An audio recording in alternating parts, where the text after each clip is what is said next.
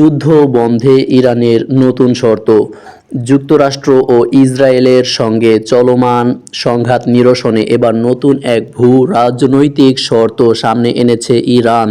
Tehran এখন বিশ্বের অন্যতম গুরুত্বপূর্ণ সামুদ্রিক পথ হরমুজ প্রণালীর ওপর তাদের পূর্ণ সার্বভৌমত্বের স্বীকৃতি চাচ্ছে। একই সঙ্গে এই নৌপথ দিয়ে চলাচলকারী জাহাজগুলো থেকে নিয়মিত টোল আদায়ের পরিকল্পনা করছে দেশটি, যা থেকে বছরে কয়েকশো কোটি ডলার আয়ের লক্ষ্য নির্ধারণ করা হয়েছে। বিশ্বের মোট জ্বালানি তেল ও তরলীকৃত প্রাকৃতিক গ্যাসের এলএনজি প্রায় 1/5 এই সংকীর্ণ জলপথ দিয়ে পরিবহন করা হয়। দীর্ঘদিন ধরেই ইরান এই পথকে তাদের সবচেয়ে শক্তিশালী কৌশলগত অস্ত্র হিসেবে ব্যবহার করে আসছে। যুদ্ধের কারণে হরমুজ প্রণালীতে জাহাজ চলাচল বিঘ্নিত হওয়ায় বিশ্ব বাণিজ্যে যে অস্থিরতা তৈরি হয়েছে তাকে কাজে লাগিয়েই বিশ্ব অর্থনীতিতে নিজেদের নিয়ন্ত্রণ প্রতিষ্ঠা করতে চাচ্ছে তেহরান। ব্লুমবার্গ ইকোনমিক্সের মধ্যপ্রাচ্য বিষয়ক প্রধান দিনা এসফান্দিয়ারি মনে করেন, বিশ্ব অর্থনীতিকে চাপে রাখা যে কতটা সহজ ও সাশ্রয়ী ইরান তা বুঝতে পেরেছে। এখন তারা এটিকে আয়ের নতুন উৎস হিসেবে বিবেচনা করছে।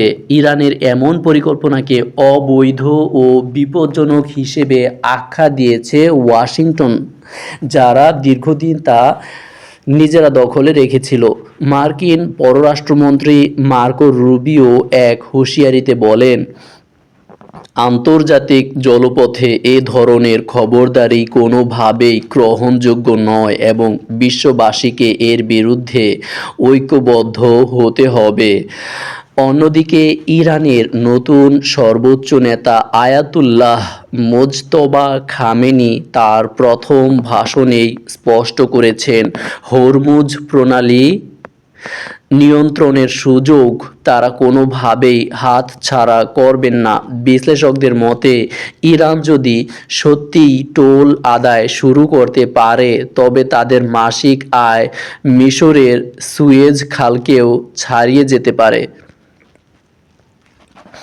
সিএনএন এর এক প্রতিবেদনে বলা হয়েছে, প্রতিদিন এই পথ দিয়ে যাওয়া প্রতিটি বড় তেলবাহী ট্যাঙ্কার থেকে যদি $20 লাখ ফি নেওয়া হয় তবে ইরানের মাসিক আয় হবে $80 কোটি বেশি।